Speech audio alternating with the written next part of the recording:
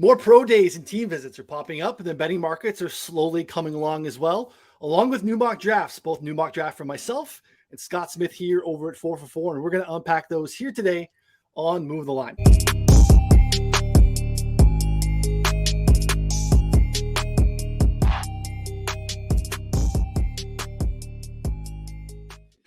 Hello and welcome to Move the Line. I'm Ryan Noonan, joined here as always by Connor Allen, Scott Smith, excited to talk NFL draft from the Masters Eve. So, if you're, by the time you're listening to this, hopefully your early Masters bets, if you're watching this and you're betting the NFL draft, hopefully you're betting on the best golf betting event of the year as well. I think Connor Allen is. I know Scott Smith is a little bit. Scott, how are we doing? Good. Going Scheffler this week? We're going with Scheffler this week. It's just too damn good, man. He's got all of it. So, Connor, are you getting down on the Masters at all? Yeah, I got to queue up your article over at Betsperts Golf and start firing away because I'm sure I missed most of the value. But as someone who's a very much amateur golf bettor, I'll just fire up whatever I can and, bet whatever I can at this point to get the best prices. Lots of different ways to bet the Masters. It's great. So lots of different ways to bet the draft. Not what we had hoped coming into the year. I'm still holding out a little bit of hope and optimism that the books will, I think no one wants to go first, Connor. Is that your impression? Like none of these books really want to put themselves out there in terms of like the over-unders, like in comparison to, the number of options that we had last year. The books got cooked. Obviously is why, there's such a thirst for it and no one really wants to be the first one out there in terms of staking someone's new over under or putting out a new market entirely. Like the books are kind of waiting to copycat and see if they can, kind of minimize the damage of going first. Yeah. So in jest yesterday, I tweeted out because they dropped a new market for Jake Moody, a place kicker, a kicker, Right. like team to draft Jake Moody. And I tweeted out like, oh, the market we've all been waiting for. And I actually had a DraftKings trader slide in my DMs and be like, hey, did you bet like this? It was the Lions were 75-1. Like we accidentally messed up on this or something like that. And I was like, oh, I didn't know who this guy was, but I started messaging him. He's like, do you want us to put some new over-unders up? I'm like, yes, put up everything, please. Like as soon as possible. And I was like, what's going on? Like, where's the rest of the market? Why does no one else have anything? Because frankly, DraftKings actually is doing the best they can because they're putting up the most and they're putting up them first. But no one else is copying him. And he's basically like, well, it's just a lot harder for us to be the first to take a stand with every single market because we're just getting beat up on it because no one's going to make money on this. So it's just like really hard for them to not only set a good line, but want to be the first at every single market. So basically what he said is they're coming, but it's just going to be a little while. And he's not sure what the other companies are doing, but he said he imagines hopefully after the Masters, he sees a lot more. Like I said, the focus today are recent mock drafts from Scott and myself. We're going to pop those up on the screen as we've done previously with the recent Daniel Jeremiah mock drafts, the one that we had from Mel Kiper Jr. This is exciting process. Scott and I have some overlap. I think we have some discussion around where we are. I don't think we're very far off on a lot of things, which I think is obviously a good thing. It just becomes a matter of are we in the same echo chamber or is there action to be taken from some of these places where we're aligned? Before we jump into the specifics of the mocks, I want to remind folks, you can get access to all of our betting stuff over at 4 for 4. Go to get the betting subscription, gets you literally everything on our site, all the tools, resources, articles, including our draft coverage. Again, if you want to get just a taste of that for a couple of months, we partner with No House Advantage. They are a pick'em site. Download No House Advantage in the App Store. Use promo code 4for4bets, and you're going to get that just a minimum deposit of $5 using that promo code, and you're going to get a 3-month betting subscription. So that's usually like $150. So pretty good deal to just kind of dip your toes in the water to see what we're about, and gets you literally access to everything, including subscriber-only Discord, where we post all of the official plays. We posted an official one today as well, and we'll get to that here when we break down the mocks. So definitely want to check that out. If you're on the golf side and you want to dip your toes into the master stuff, betspertsgolf.com. You can use promo code RAINDELAY. You get 50% off of a month subscription over there too. So we want to make sure all your betting needs are covered here. So Scott, talk to me kind of about your process. We talked about this episodes ago, but if anyone's jumping in, and again, if you are new, you can find us on YouTube on 4for4 Bets. Move the Line podcast, wherever you find podcasts. We've been doing this every week. Scott's talked a little bit about his process in building a mock draft, but Scott, for the new listeners, talk to us a little bit about how you go about kind of creating and crafting a mock draft. So for me, mock draft goes on a lot of things. I try to track down all of the information that I can, specifically when it comes to the iteration that you're seeing up here. Last week, as soon as we got done finishing the show, I kind of told y'all, both of y'all, that look, a lot of what I'm hearing in the streets is that Tennessee's interested in moving up. I'd already kind of had my mock draft done. I just need to kind of put my blurbs to each player. And here, a week later, a day or two ago, you see Daniel Jeremiah reporting the same thing that I was talking about and that I was hearing. Basically for me, I try to evaluate basically the top 50 players and figure out who those guys are through, reputable evaluators and different talent sites. And I kind of eliminate the bottom 10. So that 40 to 50 range, every now and then you may have a guy that pops up. So I try to narrow down the top 37 to 38 players. And then I look across everybody's mock drafts. I'm trying to see if there's some things that I'm missing out, some trends coming from some other people that are tuned in that, maybe I'm not in on. And I am evaluating everybody's mock drafts in the same way I would evaluate my own. There are some news and some things like that I get that may not be mainstream with a lot of the big time media analysts and stuff that I'll tend to add and maybe zig when they're zagging in some of it. But, the first 3 mock drafts that I do are all for better terms. It's just an exercise. It's a thought process of, if this is going to play out this way, how is the rest of the draft going to fall? If, this team selects this position, what is that going to do to the rest of the teams and needs and things like that? So I think at this point, if you just look at our draft side by side, you're going to see that we've kind of narrowed down the top 10 to 12 players that we think are going to go in that top 10. And I think when it comes to mock draft grading, as far as accuracy and stuff, I think that's where you're going to make the most points up in your accuracy grading, because you're looking to get a good 8 players matched to the proper team within that range. So that's more or less the foundation for mine, is that those top 10 picks and trying to narrow down what those teams are going to do, and then try to pick up a little bit of information in the media and then just different areas to kind of piece together some other things on the back 2/3 of the draft. So that's how I look at it. And some of it's just finding a player in the team that match from a scheme standpoint. So that's pretty much what I do, and it's worked out. And I've had some lucky years, and I've had some other okay years. Yeah, so if you're new to the show, you're not familiar with Scott. Scott's done a very, very, very good job at mocking NFL drafts for the last handful of years. So he is humble and going to tell you these, run into some luck. He's really good at this. Is the reason why he's here and does this. So if you are listening in the audio podcast, it might be a little harder. We're going to talk through this, hopefully explain it as if you are just listening. But if you can tune into the YouTube page, you can see we have graphs up right now with Scott and I's mocks side by side, where you can see where there's overlap, where there's discrepancy. Guys that we have, we would both have some guys that are going maybe a little bit early. The other person doesn't have that person going in the first round at all. So there is definitely a little discrepancy towards the back end of the draft. Connor, I'm going to kick it to you. We have fired a couple of drafts or a couple of plays for subscribers since the last time we met. The first one was about a week ago, around kind of what we're feeling that seems to be happening at the top of the draft, where we feel a little bit more safe in terms of how we think this draft is starting. Now, a pretty reliable mock drafter, Lance Zierlein, came out and had a pretty wild mock draft a little bit yesterday. Now, again, to Lance's, a wild is relative to what the consensus has been. So to be fair, that doesn't mean that Lance is wrong. It just seems way off. And I think there were some secondary pieces of it that seemed very questionable, but most mocks seem to be kind of rounding into form with what Scott and I have both done at 1 and 2. And we made some plays that kind of echo that sentiment. Yeah, I think there's a couple things that needs to be said here. So first off, Lance and Daniel Jeremiah in his previous mock, who also had Bryce Young at number 1, have basically both said, we're just trying different scenarios. Kind of like Scott said, it's an exercise. If Young goes 1, what happens to 2? And I think Lance is pretty convinced that they like Bryce Young so much that they would consider passing on CJ Stroud, potentially go another direction.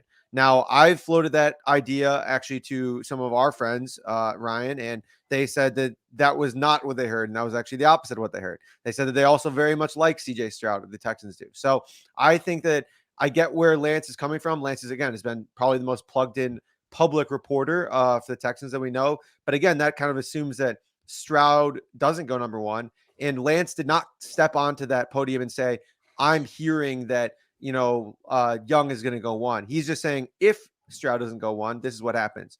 And I think there's a big difference here between the last few drafts. I mean, NBA, NFL, we've seen some crazy stuff happen where Aiden Hutchinson was the massive favorite. Then Trayvon Walker goes number 1. But if you think about leading up to that draft specifically, there was like a drumbeat of public reporters and kind of like things we were hearing behind the scenes. So it was Peter Schrager coming out 3 weeks before the draft. Hey, I'm hearing that, the Jaguars really, really like a guy like Trayvon Walker. And then you started hearing Daniel Jeremiah say the same thing. And like, this is like 3-4 weeks. This is right about now. We've heard nothing from a reputable source that says, oh, the Panthers are really liking Bryce Young, or, this is heating up. There's been none of that. So until we hear a reputable source behind the scenes or publicly say anything like that, for me, it just has to be Stroud Young. Like, there's no reason outside of just having fun for it to be any other way at this point. And we got some of the released news around some testing that typically doesn't come out around how well Bryce Young tested. And my pushback on that was like, yeah, that matches the tape. Like, I think the Bryce Young thing has always been about his size, and it hasn't been about his ability to process information quickly or really to make any of the throws. It's just, are you comfortable with a guy that is a statistical outlier in terms of height and weight? We haven't seen anyone succeed at this level being that build. Seems like the Texans, I think a team will in the top 5 assuredly take that shot because he is that special of a talent. But I understand why a team would be, especially if you have him close. We know the infatuation that some in the Panthers organization have for CJ Stroud. It makes sense that we've kind of landed here. So we took a couple of variations of Stroud and Young going number 1. There are numerous ways we felt like that number was probably not going to get better and felt like it was an opportunistic time to kind of fire at that. So you see the alignment there for both Scott and I in the mock drafts. Yeah, and I think that something else to add too, I think that this year is more similar to what we saw with Trevor Lawrence and Zach Wilson at 1 and 2, rather than like Walker and Hutchinson, because like during that draft, for some reason, it was just assumed, like everyone was like, well, hey, the Jets like Zach Wilson, even though he wasn't a great prospect, but there was just no pushback on it. There was, again, It was similar to this. Like there was no like, oh, I'm hearing that someone else could go 3. I'm hearing Justin Fields could go 3 or whatever, whoever else was in the draft. Like there was none of that. It was just Zach Wilson and Trevor Lawrence going 1 and 2, and that was it. And that's kind of like what I'm hearing here. Until we hear anything else, that's just the vibe that I'm getting. Scott has a really unique start with 4 quarterbacks going in the top 4. We're not super far off. I, chickened out because I kind of agree with him. I do think that there is some steam and it's increased since last time we talked. Since I did my mock, this came out on Thursday or Friday of last week. The drumbeat of the Titans getting involved in the quarterback market makes a lot of sense. And I mocked Will Levis down at 11, kind of just left the Texans or the Titans where they are. Scott made the trade up that seems to be rumored because the Cardinals make a great sell spot. They need a plethora of positions. They need to kind of restock. They have a lot of needs. They are a really interesting spot, knowing that the Colts sit there at 4, who are very likely to get involved in the quarterback market as well. So if a team has one of, in this instance, Levis or Richardson ahead of one of the others, you kind of want to get ahead of the Colts to secure that guy. Scott, you went ahead and secured Anthony Richardson to the Titans. Will Levis going forward to the Colts. I know, again, you've been on it for a couple of weeks. Anything else that you want to add to that, or thoughts on just kind of maybe the Titans being on Richardson over Levis in that spot? I think there's going to be a couple of things here to unpack. The first thing you have to look at when it comes to the Titans, what I'm hearing is that they have been shopping around multiple players, and that includes Derrick Henry. But the person that I have heard shopped around a good bit has been Jeffrey Simmons, who is a young player, towards the top 5 at his position there in the NFL. I think when you start looking at it, could the Titans move up to 3, and what would it take for the Cardinals essentially to be willing to move down to 11? And it could be a player like Jeffrey Simmons who would have to be extended. The other team that I've heard rumored and kind of in the market for that as well would be Detroit there at 6 to be interested in Jeffrey Simmons as well. I just think with Ryan Tannehill, he's like 34. I think this is going to be his last year. There has to be another out for the Titans at quarterback past Malik Willis. The early returns last year were not good. I haven't heard that it's gotten any better throughout the offseason. So I think for those reasons, the Titans are very much in this quarterback mix.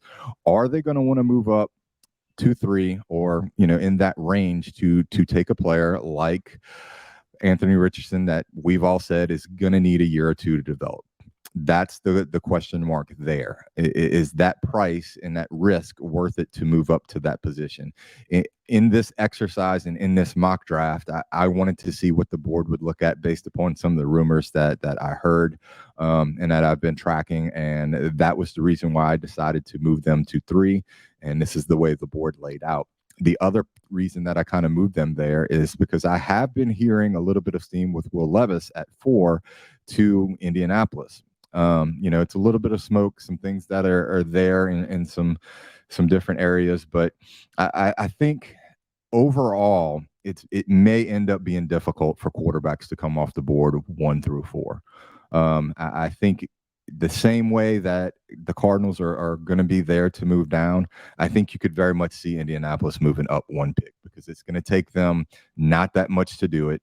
And then also, the Cardinals, are they going to be willing, if they can move down, add an extra pick, a little bit of something to get an asset and then still be able to draft Will Anderson? I think that's very much in the market. So for this, I just wanted to see what it was going to look like for Tennessee to move up. I think it is a viable option. And that's why I went there. Like I put this mock draft together, I think last Thursday. And, we're talking about it now. And I think it's a viable option. It's something that could happen. But I think in the end, it may end up being hard to get 4 quarterbacks in the top 4 picks.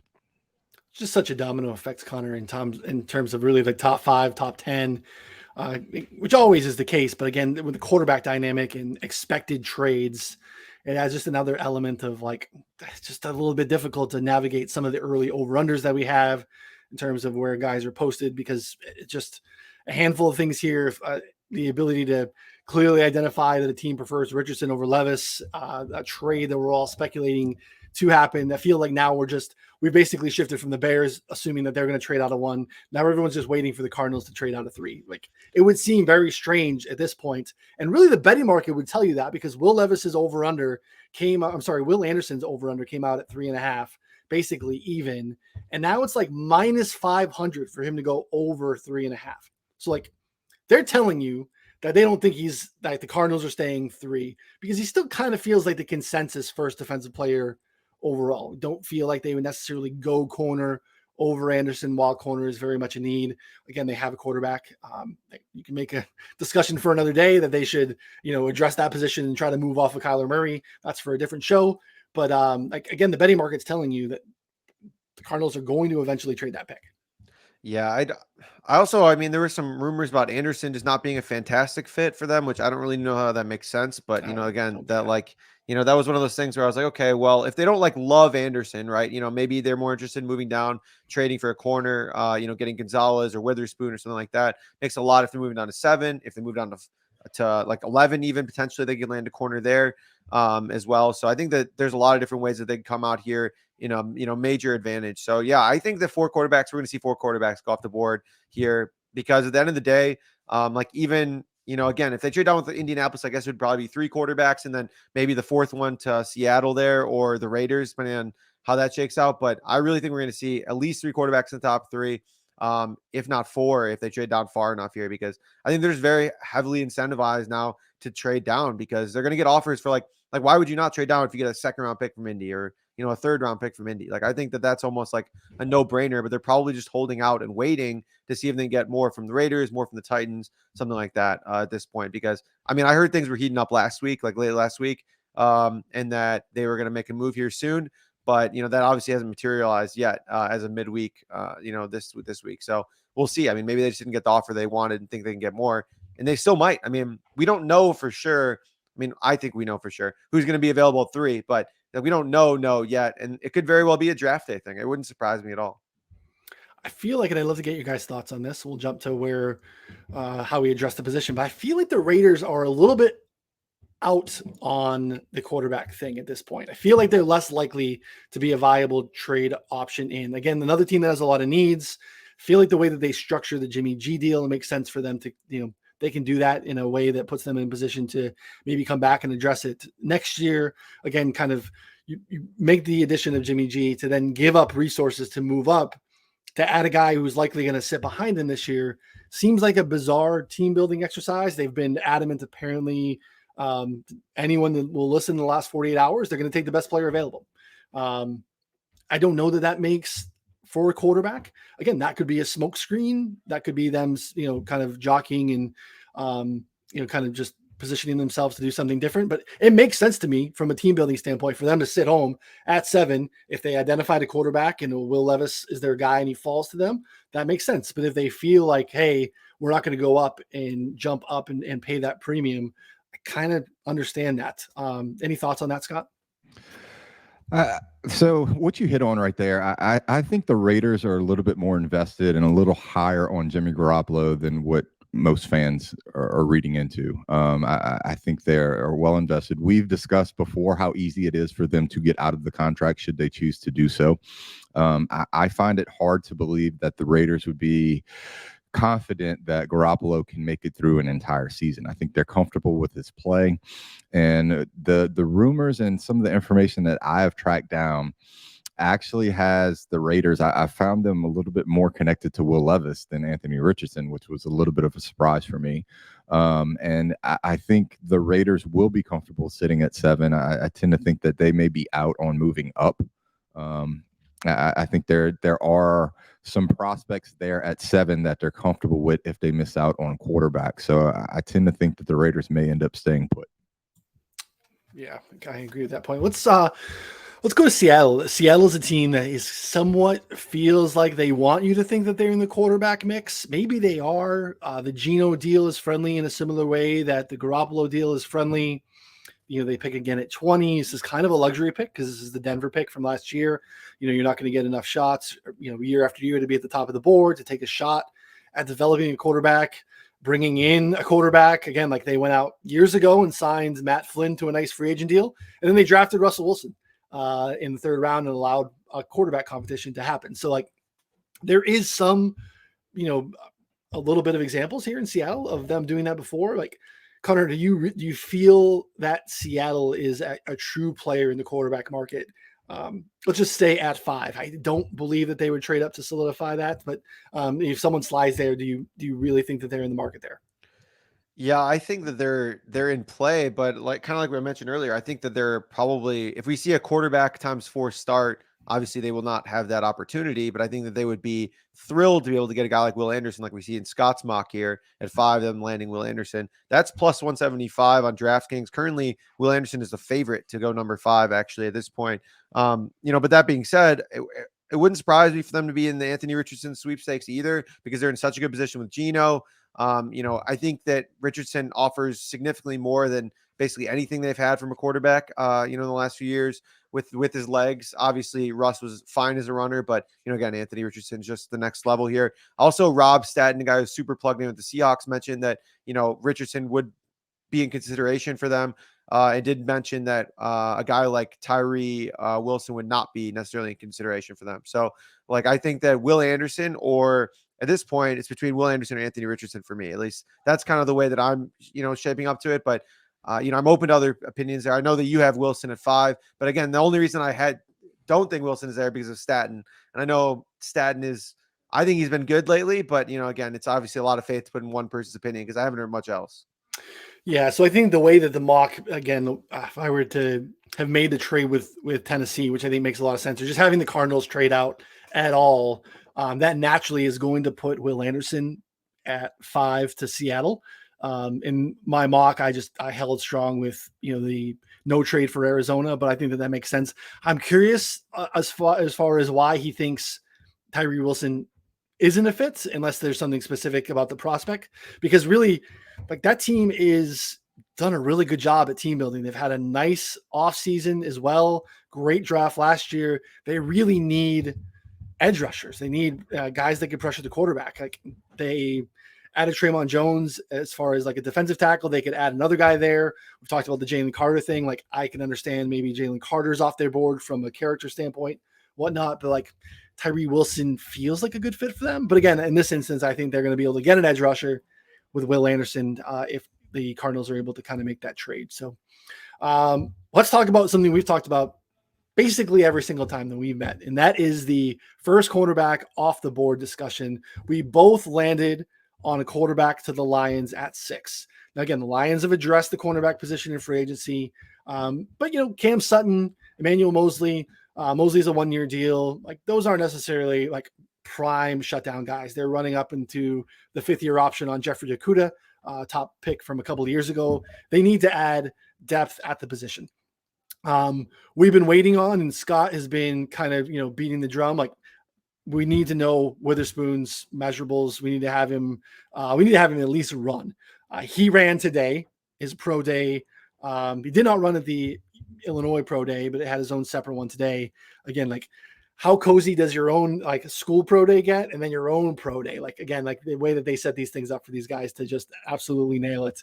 But good job to the Witherspoon camp, because he did went out and ran, in the 4.4s. Connor and I were talking before he ran, like, we kind of, threw out, hey, if we're anywhere sub 4.5, we're kind of taking a position here and firing off, because we've seen more and more reputable mocks as well put Witherspoon, whether it's in their big board or in mock drafts, ahead of Christian Gonzalez, who also I think is a fantastic prospect. The tiebreaker to me has always been a little bit about scheme, and Witherspoon's played a higher rate of man, which is kind of fits the Lion scheme a little bit more than how Gonzalez profiles. And Gonzalez and Witherspoon. I put Witherspoon. Connor and I made that bet today. Witherspoon first cornerback off the board at plus 150. I moved pretty quickly after we did so. I still think there are some plus numbers out there, but Scott, talk to me about the Gonzalez and Witherspoon discussion again. So we've been pretty split, you and I, at least, as far as which one we have, and I don't want to diminish Devin Witherspoon at all as a prospect. I think these guys are 1A and 1B. I think historically we have some things that point in Christian Gonzalez's direction. That you look at mainstream media, Todd McShay is talking out of both sides of his mouth when it comes to both of these prospects, because on the one hand, he's saying Devin Witherspoon is absolutely going to be the first cornerback off the board. And then the very next sentence out of his mouth discussing Christian Gonzalez is that he's got the best pure cover corner skills, like in the draft. So you start talking about fit, and yes, you have, Witherspoon, who played more man coverage, which may, put him in contention there for Detroit. But when you look back at draft history, which is what I tend to fall back on, GMs kind of give you the trends of how they look at prospects. And I went back over the last 10 years. Over the last 10 years, the first cornerback off the board has been, has not been an underclassman one time. And that was in 2015 with Trey Waynes. So when you start looking at athleticism, which, yes, Witherspoon ran his 40 today, and I think that 40 put him back in the talk of being the first cornerback off the board. But the rest of his athletic profile, because he did not test and did not do all the things that you're looking at, the rest of his athletic profile is a little bit incomplete to some of these GMs. There's also going to be medical checks and things. But the other thing with these cornerbacks that get drafted first off the board, when you're talking about it, is that they all have a relative athletic score at 8.35 or above, which when you start looking at Christian Gonzalez, his is well over 9. So I think some of those trends, when you start talking about GMs and how they look at players from an athletic ability, and, we talk about it in fantasy football all the time. When you start scouting wide receivers, we want guys that declare early. I don't hold it against Witherspoon that he was a 1-star or 0-star prospect coming out of high school. If anything, to me, it shows the character of somebody who was not a highly recruited player that worked his ass off to get to where he's at, to put himself in a position to be talked about as the first cornerback off the board. So to me, from a background standpoint, that you're going to find out in interviews is that, he's probably got a really hard work ethic.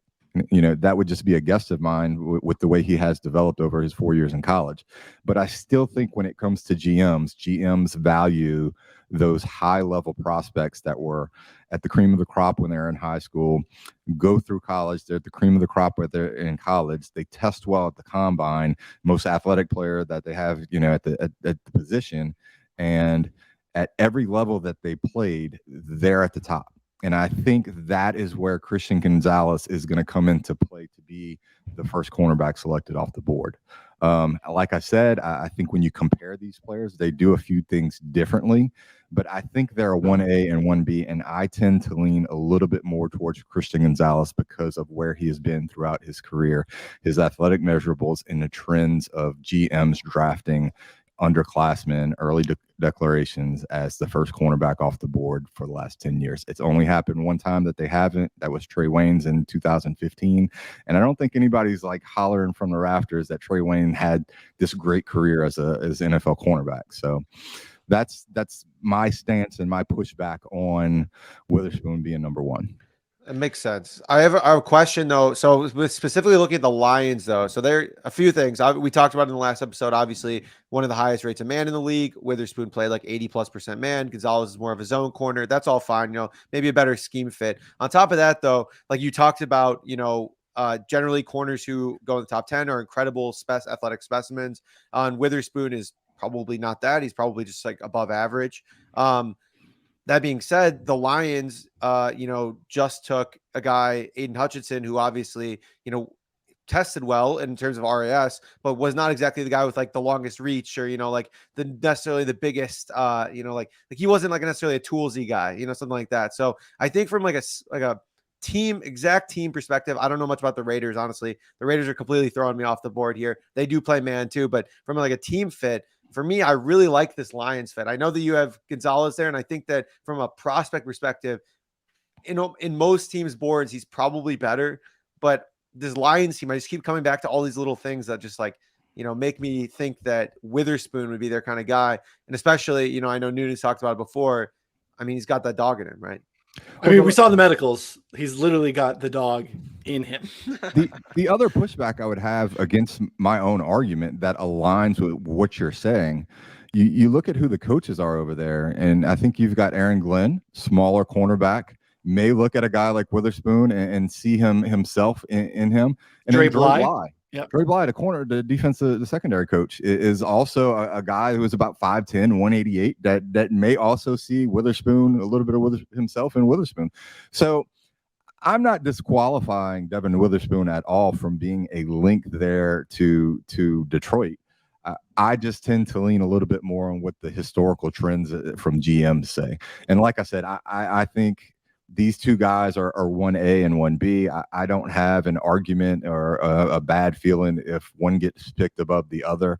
I just think that there is a very good argument for both sides of this coin when it comes to both of those guys if we're playing devil's advocate. Yeah, I think there's a good chance that Christian Gonzalez is the better cornerback, to be honest. I mean, he does, as you said, the athletic testing is incredible, a little bit taller, all of those things. And I'm splitting hairs too. I have Gonzalez literally going in the next pick 7 to the Raiders. So like this is very close. And I don't know Christian Gonzalez in terms of, what we hear character-wise, have not heard anything bad about him. But we've heard really good things, and you kind of laid it out too, Scott, in terms of Devin Witherspoon about the work ethic and the character stuff is off the charts. And those things do really kind of ring a bell even more for me for Detroit. When we look at Brad Holmes, how he wants to build a team, what we get out of that head coach and Dan Campbell and the type of guy that he wants to bring in does feel a little bit more, again, to the point, like part of it for making the bet for Connor and I think I'll speak for Connor, was that we felt like it should have probably have been all along closer to a coin flip. And the market was telling us something different, where you were getting almost minus 200 on Christian Gonzalez. You're getting, plus 150, plus 160 for a little bit on Witherspoon. And thinking that we might get a high 4.5 or even a 4.6 or something on Witherspoon. Well, then that's a no-brainer. This isn't even a discussion. I back way off of my Devin Witherspoon stuff. There's no doubt it's Christian Gonzalez. But, 4-3-8, 4-4-2. We're kind of in that mix, or what, 4-4-6 or whatever. That's a pretty good number for him. So, and 6 feet tall. So like, we're not dealing with to Connor's point, he's not big, he's not small, he's probably middle of the road, athletic, size wise, and all those things. So I feel like we've been talking for 5 minutes. Apparently the sign says we've been talking for 35 minutes. We made it through 6 picks, so we're going to try to speed things up a little bit here. This is just very easy. I can do this for hours. We get off every show, we try to keep it to an hour. I'm like, I could have done that for another hour or so, but like I said, went Christian Gonzalez, the next pick with the Raiders at 7. Scott went with Tyree Wilson. Again, I already have Tyree Wilson off the board at 5 to Seattle, but only because Will Anderson didn't come off the board because I didn't mock the trade to Arizona. So we're kind of in a similar mix there. And then ironically, the 8, 9, 10 range, which I think we all think can be a number of ways for this to go. Scott and I are aligned with Bijan Robinson 8 to the Falcons, Paris Johnson 10 to the Bears, and Jalen Carter 10 to the Eagles. We'll start with Jalen Carter, who has been in the news saying that, the Drew Rosenhaus's agent, we're not taking meetings outside the top 10 for Jalen Carter. Some people think that that's a little bit like, why would you not do that? Teams can trade up. You're being a little bit like boastful, with all the situation that you have. He was on with Pat McAfee today and said straight up, they have what kind of amounts to, because you can't really do this in the NFL, is the guarantee in the top 10. They have basically, it feels like 8, 9, or 10, I would imagine, have told them that they are going to take Jalen Carter. So anyone that's reached out to Jalen Carter's camp outside of the top 10, his agent is simply asking them, are you planning to trade up into the top 10? Otherwise, you're not going to get my my player here, because I have assurance that he's going somewhere else. So that becomes very interesting. The Eagles thing makes a lot of sense. They have some needs. They got to find a replacement long-term for Fletcher Cox, who they brought back. Javon Hargrave, went to the Niners in free agency. They have a need in the middle of the line there, Connor. Any thoughts on Jalen Carter in terms of him not visiting outside the top 10, or anything at 8, 9, and 10 that Scott and I did? Yeah, so I have a bet actually to run by you guys here, and I haven't released in the Discord, but I wanted to hit you guys up, but I figured we'd wait till the show here. So you guys both have the Bears drafting offensive lineman here at 9 with Paris Johnson here. But I was going kind of through their roster and looking at who they have and kind of piecing some things together. So I like where this is going, because I'm very interested. So their offensive line right now, they have, according to PFF, Braxton Jones was like a 5th round pick last year at left tackle. Expected to start, was like a top 30 offensive tackle. Tevin Jenkins at right tackle, top 15, apparently, according to Pro Football Focus's grades. Larry Borum, 6th round pick, played a good chunk of the season, played extremely well. They have Cody Whitehair, left guard, above average. Nate Davis, they just signed, right guard, above average. Lucas Patrick at center, again, not great. Like, he was the only below average offensive lineman they have in their grades. Everyone else was actually pretty good. Not to mention they have depth, because they have Braxton Jones and Larry Borum, both a left tackle. So then you're looking at the board here. We had heard early on that they absolutely love a guy like Tyree Wilson. Now we're getting reports of them bringing in Jalen Carter twice into visits to really do that. Imagine if Ryan Poles can say, I traded down from the number 1 pick to be able to draft and still got the guy who was number 1 on our board in Jalen Carter, because that was in consideration when they were sitting at number 1. So for me, I don't want to play the exact like Jalen Carter to the Bears. I mean, maybe that's worth a look too, but I think that to draft a defensive lineman is plus 200 right now on DraftKings and FanDuel, whereas offensive lineman is minus 190. So I get that. Look, if it was like Quentin Nelson or like that level prospect, you're going to pass them up for like some bums, like 5th round, 6th round pick, but you're on like a cost controlled offensive line that's performed way above expectation. And then you're getting potential studs in Tyree Wilson and Jalen Carter. My only concern is that they don't make it to them. Like, for me, the way that I'm visualizing their board is it's probably Jalen Carter, Tyree Wilson, and then Paris Johnson / Broderick Jones, somewhere in that range. So I obviously, I haven't confirmed this yet with my Bears guy, and I plan to prior to the draft. But for me, when I'm looking at it from an outsider's perspective, like plus 200 on that to get either, Tyree Wilson or Jalen Carter seems pretty good. Any thoughts there, Noonan? What's the price on Carter to the Bears? Oh, that's a good question. Let me look that up. Scott, any initial thoughts there as well? Because that's a good thought. So What I've been looking at when it comes to the Bears, and I do think that there's a need for left tackle. I think when you look at it, Paris Johnson and Justin Fields are very good friends. They're in constant contact weekly with phone calls and things of that nature. Paris Johnson absolutely tore it up at the Ohio State Pro Day from everything that I heard. I when I look at these teams, I kind of keep a running list of, option A, option B, and option C. And Jalen Carter and Paris Johnson are options A and B for me. I can see going Jalen Carter over Paris Johnson, and maybe Paris Johnson drops down. It's neck and neck with these two. I tend to think that they want to build a little bit more around Justin Fields than necessarily going to defense. But I also look at the two linebackers that they signed, and I can absolutely see them wanting to put a beast like Jalen Carter in front of those guys to let those guys do work. I think when we start looking at some of these numbers to come out, I think if we could get positive, if I could get at least, positive action on, Paris Johnson, like a number for Paris Johnson to be there, and also a number at Jalen Carter, I might take both sides of that coin. Yeah, so we're looking at plus 450 team to draft Jalen Carter on DraftKings. I was hoping for closer to like 6-1 or something like that, but I think that that's still fine. I definitely get your point about Paris Johnson, though. I think the other thing that I forgot to bring up too was that right now, if you look at kind of like, I guess, value over replacement, so essentially like how much of an impact is this player going to make over the replacement? You're looking at a guy like Jalen Carter coming in and starting over what's his name? Justin Jones, a defensive tackle. Whereas, obviously Paris Johnson is an upgrade over Borum or Braxton Jones. But again, like I think that they played relatively well, all things considered. So like I think that there's probably just a bigger bump in getting a guy like Jalen Carter, who's, again, like was the best defensive player and arguably the best defensive player in this draft over a Paris Johnson to Braxton Jones upgrade. So just another thing to think about. I don't know. I might consider sprinkling a little bit, like a little quarter unit on the Bears there, because I think you could probably get that at FanDuel as well. I'm not sure if we can get it at any other shops, but I'll do some exploring there. So I'm glad you think that it's not outrageous though, Scott. Noonan, any takes now that I've said the price?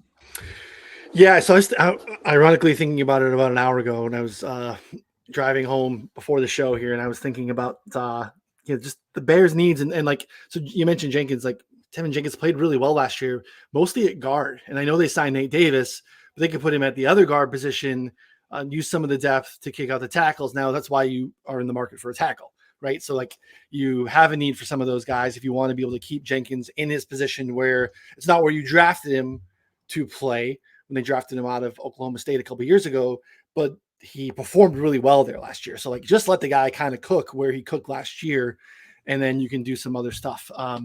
It'd be really nice for them to have maybe the 32nd pick in the draft. Unfortunately, they don't have that, and they can't add both these positions. But I think they're both very much in play, where to your point, the price right now on two drafted offensive linemen feels a little bit higher than it should be. I would lock in more so on them specifically to take Jalen Carter versus them to take a defensive lineman, because I do feel like it's probably a Carter play more so than a Tyree Wilson play, but I don't have any information on that. I just think that, it makes a lot of sense to put him in the middle where they have a lot of needs. Now they have needs on the outside, but they have some guys coming back that are, again, below average pass rushers, but like the needs that they have internally on the defensive line really, I think, trump where they have the needs on the edge. Yeah. And one more, would it be like that outrageous if for some reason they don't value an offensive tackle for them to pick like Lucas Van Ness here as well if Carter and Tyree Wilson are gone? Like I don't really think so. I think that he was in that range for a while too. So and he's certainly kind of like, I guess there. He's 12 on Scott's mock right now. I think you have him a little bit further down the board, but he's been top 10 in a couple mocks here and there. So just something that I thought would be interesting. Plus 500 for Carter to go to the Bears specifically on FanDuel as well. So I don't know, something I'll toy with. Maybe have a bet tomorrow morning when this show gets released. The wild card here too is that the Falcons, who we both have taking Bijan Robinson, I think are very much in play for Paris Campbell 100%. and Jalen Carter. So that, all of a sudden that, makes things pretty complicated. And that's why we've been rattling our brains the whole time, and maybe why Scott, and I'll let Scott talk about why he landed on Bijan here. The Falcons can go any direction whatsoever. Again, you end up picking at the top of the draft for a reason. You have a lot of needs. The Falcons have a ton of them. we heard them talk about wanting to add another running back on top of Tyler Algier, who did really well last year, but they obviously like to run the football. They really we were betting Marcus Mariota under 22 pass attempts in games last year. Like just an insane like offense from like the early 80s in terms of like just throwing the football. So just lean into it and, add the most dynamic back that we've had since maybe Saquon Barkley come out. So again, they are in line to add an edge rusher, Tyree Wilson. They could take an offensive lineman, DeJour, whoever they like there, and Jalen Carter. Makes a ton of sense to stay there in Georgia and solidify the defense next to Grady Jarrett. What are your thoughts there on Atlanta, Scott? So for me, we've talked about Bijan Robinson being kind of hard to really project what teams, just based upon the needs that are there in the top 14 and 15 picks. For me, I landed on Atlanta. There's been some small rumors that I've been hearing, but specifically when you start breaking down Atlanta and you talk about positional value, specifically with running backs, and you look at 2 years ago and realize that their GM does not care about positional value because he is the one who drafted Kyle Pitts, a tight end, in the top 4 picks. So when you start looking at some of the trends and decision making, I fell on Atlanta because I don't think they're scared to go ahead and throw the positional value out of the window and just go ahead and take a player of Bijan Robinson, who, is clearly the top player at his position. And I think there's a big gap compared to a lot of these other positions. But I also look at Arthur Smith and what he did in Tennessee with designing his offense around Derrick Henry. And Bijan Robinson's a guy that he can do that around. There's a lot of argument, is Bijan Robinson as good of a prospect as what Saquon Barkley is whenever he got drafted? But I just landed on Atlanta because of connecting those dots right now. That's a kind of the team within that range that I am most comfortable with. And then you also just start hearing about some of the other flaws of these prospects. And, let's just say that a Will Levis or, some of these other players do fall down past what we are projecting them at right now. What is Atlanta going to draft in? I don't see them drafting either one of these quarterbacks, whether it be Levis or Richardson. And if they're truly going to go with Ritter or Taylor Heineke, I think they want to give them as many pieces as they can. And I think if you don't have a viable quarterback that can make the players around them better, then let's design our offense and lean on a strong running game. That's where I landed with Atlanta. I like it too. I have some pretty good little prices there in terms of Bijan Robinson, team to draft Bijan Robinson, first position for the Atlanta Falcons to draft a running back. Some pretty good numbers. So I'm hoping that we're seeing something here. We'll skip down to the Texans at 12. I actually originally had, this is a late change for me. I originally had Lucas Van Ness to the Texans at 12, which is exactly what Scott did there. Made a late change, put Jaxon-Smith and Njigba there.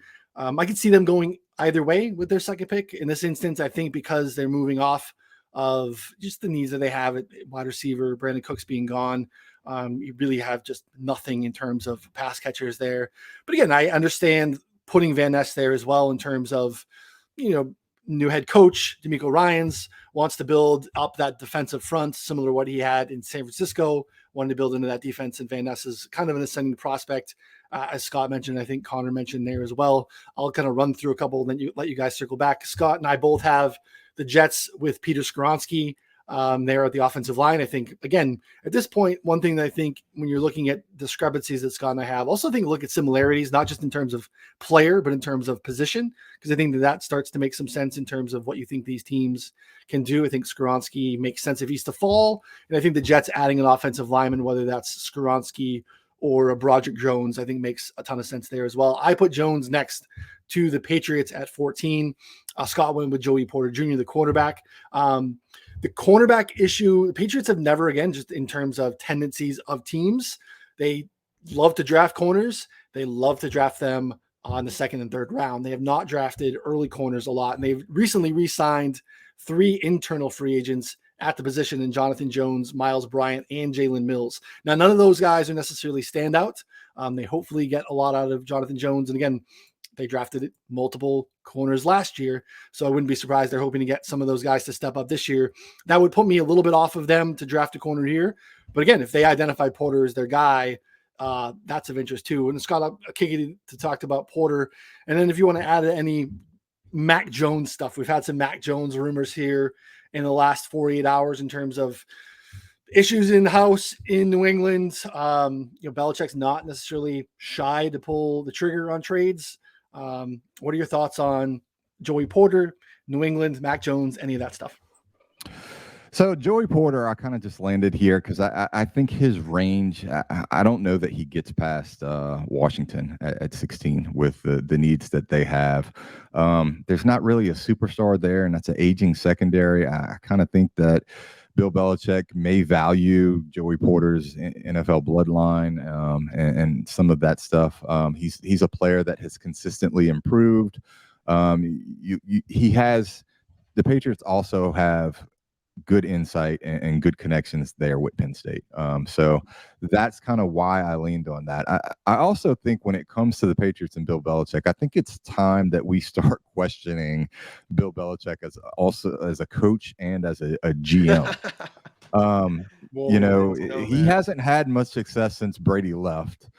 And the word with Mac Jones is that he's pissed off that Mac Jones went to Alabama, his Alabama coaches who have to be mentors, to him when he was there at Alabama, to ask them for some advice on how to handle his current situation there in the NFL.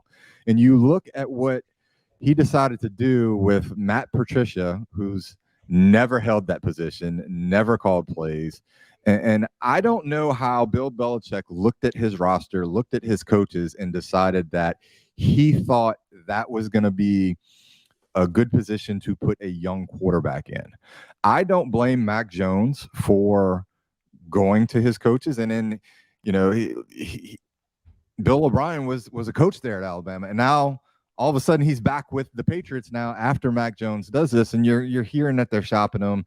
What's their other option going to be? Bailey Zappi? Are we that convinced that Bailey Zappi, off of the small window that we got last year out of him, that he's that much better than Mac Jones with the position that you put either one of these guys in? So I think Mac Jones is kind of getting the raw end of the deal. I think there are some other teams that he could be traded to if he did get traded and go and find more success than what he's had in New England, especially with the weapons and coaches that they've put around him. So I think it's time that we take Bill Belichick off of the pedestal that he's been on because of the success that he had while Tom Brady was there, because we haven't seen him have much success without Tom Brady. Yeesh. So if they go ahead and get rid of Mac Jones, my question that I'd like to hear from either of you guys is, do they make a play for one of the quarterbacks in this draft? We got to clip that up. Take me off of this podcast. My name cannot be tied associated with any of this Belichick slander. Although it's hard to argue. I mean, they've airballed multiple drafts, very questionable decisions. Obviously you mentioned Patricia and Judge and all that they did last year. It's like he wants to put his buddies in a good spots. Don't give him the coordinator name. That way that like they could still collect their full paychecks from the teams that let them go, but put them in the same role. Just kind of an absolute mess. But I feel like he would have, because he has a tendency of doing this in the past, that they make some trades where you're like, whoa, like a little bit early. Like, why would you do that? And I think if it would have been to a point where they can't, like, they would have to be forced to divorce, I think they would have already done so. I think they would have moved off him. So I don't expect a trade to happen. I do think you want to give him a shot to have a professional offensive coordinator, more structure to the offense. We saw a pretty good debut year out of him with some structure with an offensive coordinator. So I do agree that he has been on the raw end of things here. So Connor, lightly talk to me about the Belichick and Patriots situation. Yeah, no, it's I think Scott hit it on the head there. It's it just hasn't been pretty since Brady left, and I'm starting to question it. I thought Bailey Zappi was a baller. I thought he was awesome for most of the time there. He was making good throws. Maybe it was just one of the rookie, I don't know, I guess beginner's luck. But I mean, he stepped in and made some awesome throws in a terrible offense. But it's no surprise Mac Jones is struggling. I mean, he went from throwing from incredible prospects at Bama and a great system to literally one of the worst receiving corps in the league in a horrible system. So, I mean, I think most quarterbacks would struggle. So I don't think they should give up on him. I don't really buy the reports that they're trying to trade him. I don't even know what someone would trade, like how much people would actually get for him. Like, doesn't even make sense from that perspective either. So I'm just ignoring it. I think that they're probably not going to do anything. The teams that need a quarterback at this point are kind of at the top of the board, and they'd be giving up 2 years of a deal, the rookie deal, to trade for Mac Jones. So unless you have him way above some of those other guys, in terms of the teams at the top that we're talking about, I don't see a natural fit on the board. Now, if you want to get into a Minnesota or something like that would make more sense. But then now Mac Jones is ready to play, and you still have Kirk Cousins, so you can't even really bring him in to address it for the future when you have someone in house. So it gets a little bit convoluted there. Scott has Myles Murphy going to Green Bay at 15. I also gave them a defensive end, Lucas Van Ness, who Scott had coming off the board, 12 to the Texans. Again, we're only, I did this about a week ago, and we're talking about it now. If I were to change anything on my draft board, just in terms of moving someone up, it probably would be Myles Murphy, who in January was often mocked in the top 10, high prospect. There are some questions around Myles Murphy, and then went out and had a tremendous pro day, in the last couple of days. So he is, I think, definitely ascending. His vertical wasn't really special, but pretty much all the other testing for Myles Murphy was off the chart. So I can feel comfortable and feel pretty good about Scott mocking him there to 15 to Green Bay. If we were to get a over under on Myles Murphy in like the low 20s or something like that, it would be something that I'd be jumping into to take the under on there as well. Brian Branch is another guy that I was big on. I thought he would find a home early in the draft. Scott has him going to Washington. Questions around the position that he'll play. They have some safeties there in Washington. He maybe plays corner. Be interesting to see what happens there. I did not have Brian Branch in my mock. I had him originally going 28 to the Bengals, which I think makes a lot of sense too. Brian Branch is an interesting one too, but Scott, talk to me about your home for him in Washington. Well, I am a Washington fan, unfortunately. But I think there's a big time link with Ron Rivera and that front office being linked specifically with Alabama players. Brian Branch ran a little bit on the slow side at his combine, but he projects very similarly to Chauncey Gardner-Johnson. So I think he would be playing a little bit more of that nickel safety role. They call it a Buffalo back there in the Washington defense. I like the fit with the secondary. I think Washington would be ecstatic if they could get one of the top 3 cornerbacks to drop off the board. I think they may end up looking at offensive line, but just the link with Alabama players there to Washington, specifically the Buffalo back position that they play in that defense, and kind of the role that Brian Branch would play, I think would gives them a bit of a link there with that player going there. But just real quick to hit on one thing that I think we would maybe have to change, at least on my mock draft. A big difference that we have is Jaxon-Smith and Njigba, who you have at 12 and I have there at 20. And I think it's time to start moving, for me at least, to start moving him up in drafts, because I posted a tweet earlier, and it was Brian Hartline talking about the wide receivers that have been there at Ohio State. And when you start looking at Garrett Wilson and Chris Olave, you look at where they got drafted last year, and then you have Brian Hartline saying that Jaxon-Smith and Njigba is better than both of them. So why wouldn't Jaxon-Smith and Njigba go a bit higher in this draft than where I have him there at 20? And I don't necessarily think that 11 or 12 at Tennessee and Houston are bad spots for him to land. So in my next mock draft, he's one of the players that, I think for this one I would take back, and then we'll probably be higher in the next group of mock drafts that I have, and probably in my final board as well. Love it. Yeah, he makes a lot of sense to me to the Texans. But like you said, if Tennessee can't pull the trigger and move up, they need to add some talent to the wide receiver position as well. And he seems like he'd be a pretty good fit. I'll try to buzz through some of this here too. I really like what you did with Elijah Cansey to Detroit. We've talked about that at length, depending on, their needs in terms of the, interior defensive line with, adding 3 edge rushers last year. I think they like all 3 of them. I think it makes a lot of sense. They could, if they didn't add a corner there, if they wanted to add one of the defensive linemen or something else happened for Detroit at 6. That makes a lot of sense to me there as well. Darnell Wright, I think, is pretty interesting. I think that he is been a trending name up. I landed him. You have him going 19 to Tampa Bay. I have him down 27 to Buffalo, but I'd have no problem putting there. I think Tampa Bay is a really hard team to mock. We're not really hearing anything. They have a lot of needs in this kind of rebuild. They have a need at corner. They have a need at edge rusher. They have a need at offensive line. I could see them adding, I guess, a skill position, but I think that's probably a little bit less likely. Maybe an offensive lineman, but I do agree though. This honestly, after this, it's crazy. This draft, after the top like 10-ish, 10 to 12 prospects, like Scott mentioned at the top, there's so much that can happen. Like I think that like there's like a group of like 10 guys that can go anywhere in the next 10 picks, and I would think it's totally fine. Like, I think you brought it up exactly. Jaxon-Smith and Njigba could go, 11, not the 9. I mean, the Bears could easily take him. They've been started talking about him as well. I mean, the fit there is a little bit suspicious, but he could go as high as there. And like you have him, I think at all the way down at 20, or Scott him as a 20. I mean, I think that's very much his range. So like this whole group here is very much all over the place. Scott, I don't know if you have any thoughts on kind of this like grouping here between, it looks like you talked on like what, 17 to 20-ish. Yeah, I think when we look at it, and especially in Ryan's mock draft, I like the fit with Kalijah Kancey at 18 to Detroit, or there at 21 to the Chargers. Tampa Bay is going to be a headache for everybody. I think you'll be hard pressed when it comes draft time to find too many people that actually get Tampa Bay's pick right. Although they do tend to pick off of players that they have visits with. With all the visits that I have tracked, Tampa Bay is a team that has had the most visits with the most players. So that's one thing that I will be looking at. Darnell Wright's a player that they have visited with.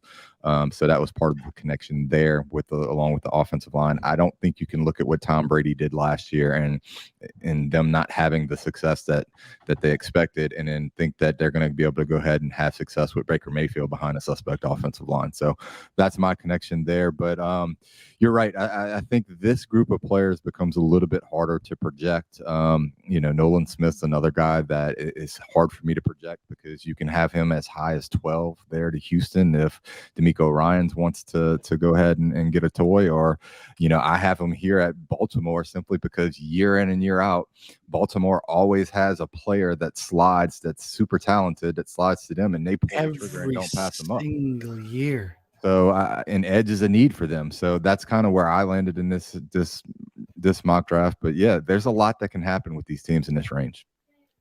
Yeah.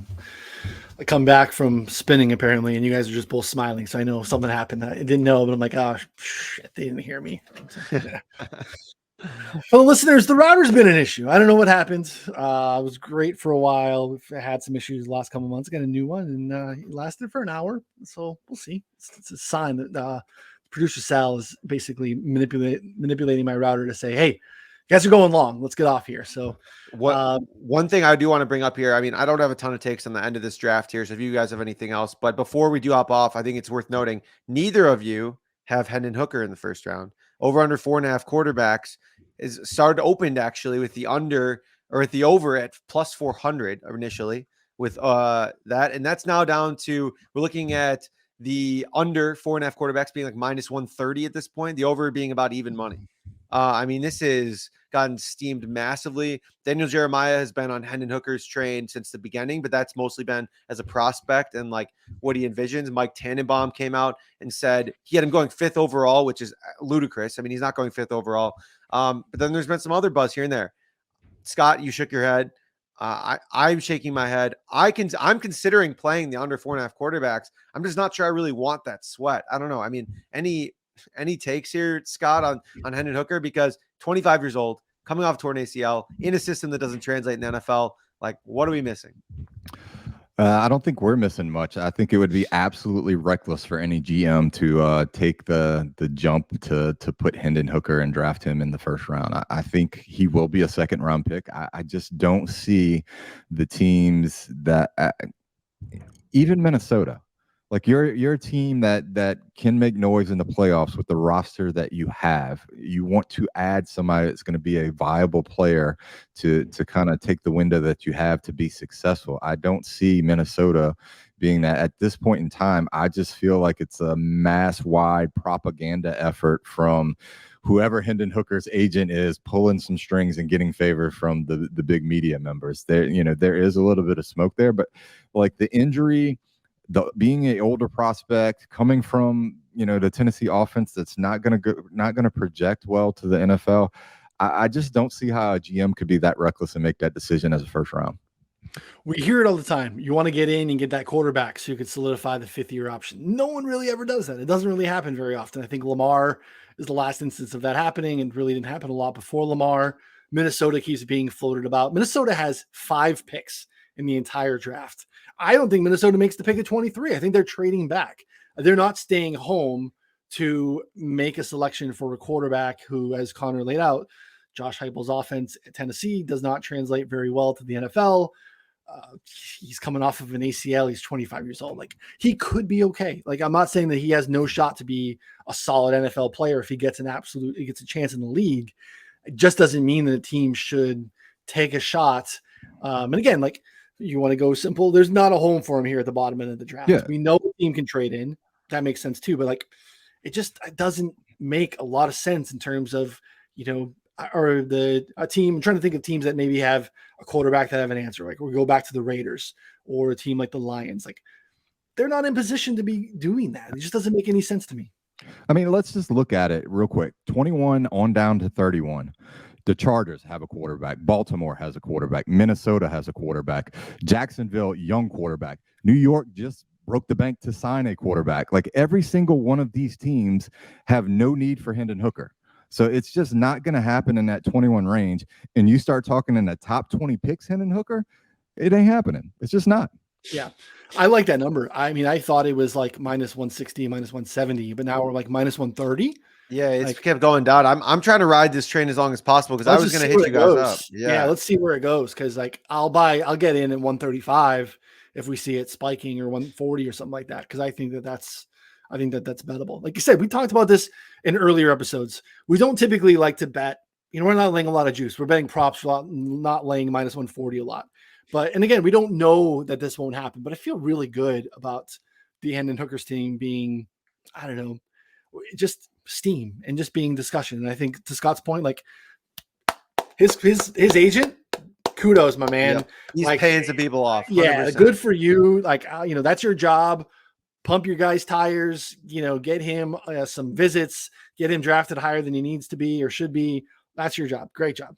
But in terms of like betting on it or, making it a good business decision for a team, I just can't see someone pulling the trigger, because also, like, this might not be a great draft, but a lot of the feedback is like, there's not a lot of difference once you get into a certain spot here from like picks 15 to picks 60. Like some front offices think it's actually fairly deep with not a lot of discrepancy in between those types of places. So like, you could see teams trying to get into that range, to add guys more so than, add future hopeful 25-year-olds coming off of a torn knee ligament. So yeah, that's a tough one for me.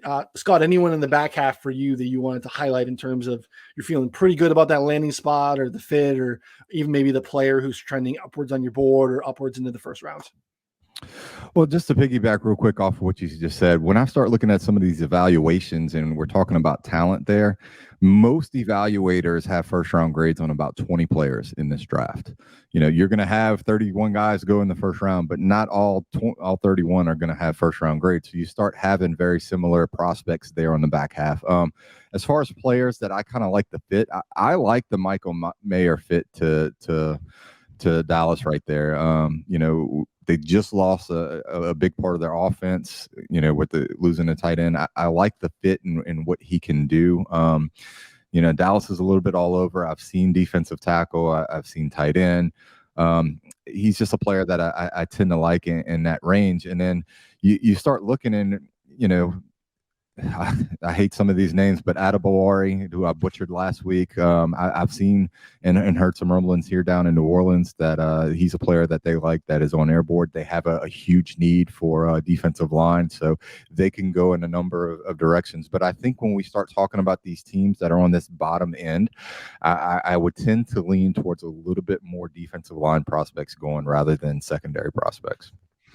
I like it too. And I have that too. I think you see maybe there's some room for some offensive linemen and defensive linemen more so than some of the secondary prospects as well. I like the fit for Michael Mayer as well to Dallas. I have him going much earlier. I have him landing with your Commanders at 16. which again, I will trust you as we get a little bit closer. If that seems to be a need for them. But we'll see. I do think that he's an interesting prospect. You do have those tight ends going pretty close and barely in the first round. So again, we do feel pretty good.